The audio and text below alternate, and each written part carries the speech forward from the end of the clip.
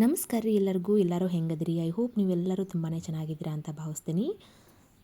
ಇವತ್ತು ನಾನು ನಿಮ್ಮ ಜೊತೆ ಶೇರ್ ಮಾಡ್ಕೊಳ್ಳುವಂಥ ರೆಸಿಪಿ ಬಂದು ಹಕ್ಕರಕ್ಕಿ ಪಲ್ಯ.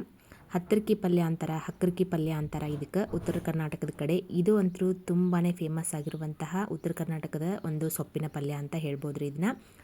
ಇದರಿಂದ ತುಂಬಾ ಬೆನಿಫಿಟ್ಸ್ ಅದಾವೆ.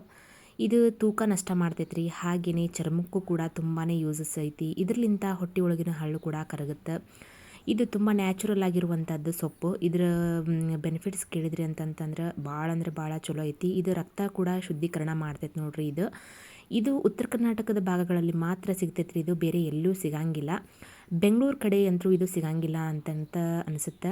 ಸಿಕ್ಕರೆ ಮಾತ್ರ ಈ ಒಂದು ಸೊಪ್ಪಿನ ಪಲ್ಯನ ಬಿಡಕ್ಕೆ ಹೋಗಬೇಡ್ರಿ. ಅಷ್ಟೊಂದು ಟೇಸ್ಟಿಯಾಗಿರುವಂತಹ ಪಲ್ಯ. ಇದನ್ನು ರೊಟ್ಟಿ ಜೊತೆಗೆ ಮಾತ್ರ ಟೇಸ್ಟ್ ಆಗುತ್ತೆ.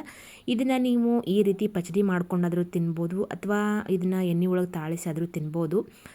ಇದನ್ನು ಈ ರೀತಿ ಪಚಡಿ ಥರ ಮಾಡಿಕೊಂಡು ತಿಂದ್ರೇ ಟೇಸ್ಟ್ ಆಗಿರ್ತೈತಿ. ರೊಟ್ಟಿಗೆ ಸೈಡ್ ಡಿಶ್ ಆಗಿ ರೊಟ್ಟಿಗಾಗಿರ್ಬೋದು, ಚಪಾತಿಗಂತೂ ಇದು ಚಲೋ ಆಗಂಗಿಲ್ಲ ರೀ.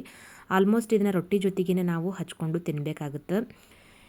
ಇದು ತೂಕ ನಷ್ಟ ಕೂಡ ಮಾಡ್ತೈತೆ ನೋಡ್ರಿ. ಕೊಲೆಸ್ಟ್ರಾಲ್ ಕೂಡ ಕಡಿಮೆ ಮಾಡ್ತೈತಿ. ಹಾಗೆಯೇ ಇದನ್ನು ಯಾರಾದರೂ ವೆಯ್ಟ್ ಲಾಸ್ ಮಾಡಬೇಕು ಅನ್ನೋರು ಈ ಸೊಪ್ಪಿನ ಪಲ್ಯನ ತಿನ್ಬೋದು. ನೀವು ಆರಾಮಾಗಿ ಈಸಿಯಾಗಿ ತಿನ್ಬೋದು. ಎಷ್ಟು ಟೇಸ್ಟ್ ಕೂಡ ಹಾಗೆ ಇರ್ತೈತೆ ರೀ. ಇದ್ರ ಜೊತೆಗೆ ನಾನು ಈಗ ಹೆಚ್ಚಿ ತೋರ್ಸಾಕತ್ತೀನಿ ರೀ. ಇದನ್ನು ಒಂದು 2-3 ಸತಿ ತೊಳೆದು ಹೆಚ್ಚಿಟ್ಕೊಂಡೇವ್ರಿ. ನಾವು ಹೆಚ್ಚಾಕತ್ತೀವಿ ನೋಡ್ರಿ. ಈಗ ಇದನ್ನ ಎಷ್ಟು ಸಣ್ಣದಾಕೈತೆ ನೋಡ್ರಿ, ಅಷ್ಟು ಸಣ್ಣದಾಗಿ ಹೆಚ್ಕೋಬೇಕ್ರಿ. ಇಷ್ಟು ಹೆಚ್ಕೊಂಡಿದ್ದಾದ ನಂತರ ಇದಕ್ಕೆ ಬೇರೆ ಏನು ಇಂಗ್ರೀಡಿಯೆಂಟ್ಸ್ ಅಂತಂದ್ರೆ, ಒಂದು ಹಸಿ ಈರುಳ್ಳಿನ ನಾವು ಹೆಚ್ಕೋಬೇಕಾಗತ್ತೆ ರೀ. ಇವಾಗ ಒಂದು ಪ್ಲೇಟ್ ತೊಗೊಂಡಿದ್ನಲ್ರಿ, ಅದ್ರ ಪ್ಲೇಟಿನ ತುಂಬ ಈ ಹಕ್ಕರಕ್ಕಿ ಪಲ್ಯ ಇತ್ತು. ಇದಕ್ಕೆ ನಾನು ಒಂದು ಈರುಳ್ಳಿನ ಹೆಚ್ಕೊಳಕತ್ತೀನಿ ರೀ. ಜಾಸ್ತಿ ಬೇಕಿದ್ರೆ ಜಾಸ್ತಿ ಕೂಡ ಹೆಚ್ಕೋಬೋದು. ನೀವು ನೋಡ್ತಾ ಇದ್ರಲ್ವ, ಈ ರೀತಿ ಜಾಸ್ತಿ ಕೂಡ ಹೆಚ್ಕೊಂಡು ನೀವು ಇದನ್ನು ಉಳ್ಳಾಗಡ್ಡಿನ ಹಾಕ್ಕೊಂಡು ತಿನ್ಬೋದು. ಇದು ಸೊಪ್ಪಿನ ಪಲ್ಯ ಜಾಸ್ತಿ ಇರಬೇಕು, ಈರುಳ್ಳಿ ಕಡಿಮೆ ಆಗಬೇಕು, ಅಂದರೆ ಟೇಸ್ಟ್ ಆಗ್ತೈತಿ ಪಲ್ಯ. ಇದನ್ನು ಹಂಗೆ ಕೂಡ ನಾವು ಹೊಲದಲ್ಲಿ ಕೆಲಸ ಮಾಡೋರು ಏನು ಮಾಡ್ತಾರ್ರಿ ಅಂತಂದ್ರೆ, ಹೊಲ್ದಾಗ ಸಿಗ್ತೈತಲ್ರಿ ಇದನ್ನು ತೊಳ್ಕೊಂಡು ಹಂಗೆ ರೊಟ್ಟಿ ಒಳಗೆ ತಿಂತಾರ್ರಿ. ಅಷ್ಟು ಟೇಸ್ಟ್ ಆಗಿರ್ತೈತಿ ಈ ಪಲ್ಯ. ಇದಕ್ಕೆ ಪಚಡಿ ಮಾಡ್ಕೊಳ್ಬೇಕನ್ನೋ ಅವಶ್ಯಕತೆನೇ ಇರೋದಿಲ್ಲ, ಅಷ್ಟೊಂದು ಚೆನ್ನಾಗಿರ್ತೈತಿ. ಬಟ್ ನಾನಿಲ್ಲಿ ಸ್ಪೆಷಲಾಗಿ ಒಂದು ಸ್ವಲ್ಪ ಈ ಥರ ಪಚಡಿ ಮಾಡಿ ತೋರ್ಸಾಕತ್ತೀನಿ ನಿಮ್ಗೆ. ಇದು ರಕ್ತ ಕೂಡ ಶುದ್ಧೀಕರಣ ಮಾಡ್ತೈತಿ, ಚರ್ಮಕ್ಕೆ ಒಂದು ಒಳ್ಳೆ ಮೆರುಗು ಕೊಡ್ತೈತಿ ಅಂತ ಹೇಳ್ಬೋದು ನೋಡ್ರಿ. ಅಷ್ಟೊಂದು ಚೆನ್ನಾಗಿರ್ತೈತಿ ಈ ಪಲ್ಯ ತಿನ್ನೋದ್ರಿಂದ ಚರ್ಮದ ರೋಗಗಳು, ಹಾಗೆಯೇ ಚರ್ಮದಲ್ಲಿ ತುರುಕೆ ಈ ಥರ ಏನಾದರೂ ಇದ್ದರೂ ಕೂಡ ಅದು ಕೂಡ ಈ ಸೊಪ್ಪಿನ ಪಲ್ಯನ ತಿನ್ನೋದ್ರಿಂದ ಅದು ಕೂಡ ಕಡಿಮೆ ಆಗುತ್ತೆ. ತುಂಬಾ ಬೆನಿಫಿಟ್ಸ್ ಅದಾವ್ರಿ ಇದರಲ್ಲಿಂದ. ಇವಾಗ ನೋಡ್ತಾ ಇದ್ರಲ್ಲ, ಇದನ್ನು ಸಣ್ಣದಾಗಿ ಹೆಚ್ಚಿಟ್ಕೊಂಡಿದ್ದಾದ ನಂತರ ಈರುಳ್ಳಿ ಕೂಡ ಒಂದನ್ನು ಸಣ್ಣದಾಗಿ ಹೆಚ್ಕೊಂಡೀನಿ. ಆಮೇಲೆ ಇದಕ್ಕೆ ಒಣ ಖಾರ ಆದರೂ ಹಾಕ್ಕೋಬೋದು ರೀ ನೀವು. ಈ ರೀತಿಯಾಗಿ ಸಣ್ಣದಾಗಿ ಕಟ್ ಮಾಡಿಟ್ಟಿರುವಂತಹ ಮೆಣಸಿಕಾಯಿ ಕೂಡ ಹಾಕ್ಕೋಬೋದು. ಹಸಿರು ಮೆಣಸಿಕಾಯಿನೂ ಕೂಡ ಹೆಚ್ಕೊಂಡು ಹಾಕ್ಕೋಬೋದು.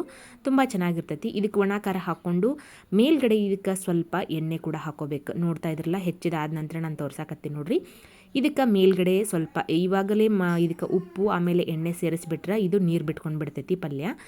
ಆಮೇಲೆ ಈರುಳ್ಳಿ ಕೂಡ ಉಪ್ಪು ಹಾಕಿದ್ವಿ ಅಂದ್ರೆ ನೀರು ಬಿಟ್ಕೋತೈತಿ. ಅದಕ್ಕೋಸ್ಕರ ನಾನು ಏನು ಮಾಡ್ತೀನಿ ರೀ ಅಂದ್ರೆ, ಇದನ್ನು ಬಿಸಿ ರೊಟ್ಟಿ ಆಗಿರ್ಬೋದು ಅಥವಾ ಖಡಕ್ ರೊಟ್ಟಿ ಆಗಿರ್ಬೋದು, ಯಾವುದಕ್ಕಾದರೂ ಸೂಪರ್ ಆಗಿರುವಂತಹ ಕಾಂಬಿನೇಷನ್ ಇದು ಸೊಪ್ಪಿನ ಪಲ್ಯ. ಇದನ್ನು ನಾನೇನು ಮಾಡ್ತೀನಿ ರೀ ಅಂದ್ರೆ, ರೊಟ್ಟಿ ಒಳಗೆ ಹಚ್ತೇನೆ ನೋಡ್ರಿ. ಇವಾಗ ಖಡಕ್ ರೊಟ್ಟಿ ಒಳಗೆ ಹಚ್ಕೊಂಡು ಇದನ್ನು ನಾನು ಮೇಲ್ಗಡೆ ಸ್ವಲ್ಪ ಎಣ್ಣೆ ಹಾಗೆ ರುಚಿಗೆ ತಕ್ಕಷ್ಟು ಉಪ್ಪನ್ನು ಕೂಡ ಹಾಕ್ಕೋತೇನೆ ನೋಡ್ರಿ.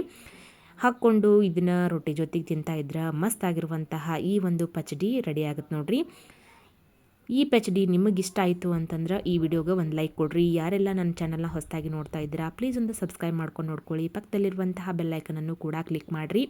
ಮತ್ತೊಂದು ಹೊಸ ರೆಸಿಪಿಯೊಂದಿಗೆ ನಾನೇ ಭೇಟಿ ಹಾಕ್ತೀನಿ. ಅಲ್ಲಿವರೆಗೂ ಎಲ್ಲರಿಗೂ ನಮಸ್ಕಾರ ರೀ. ನನ್ನ ವಿಡಿಯೋ ನೋಡಿದಂಥ ನಿಮ್ಮೆಲ್ಲರಿಗೂ ಧನ್ಯವಾದಗಳು. Thank you for watching.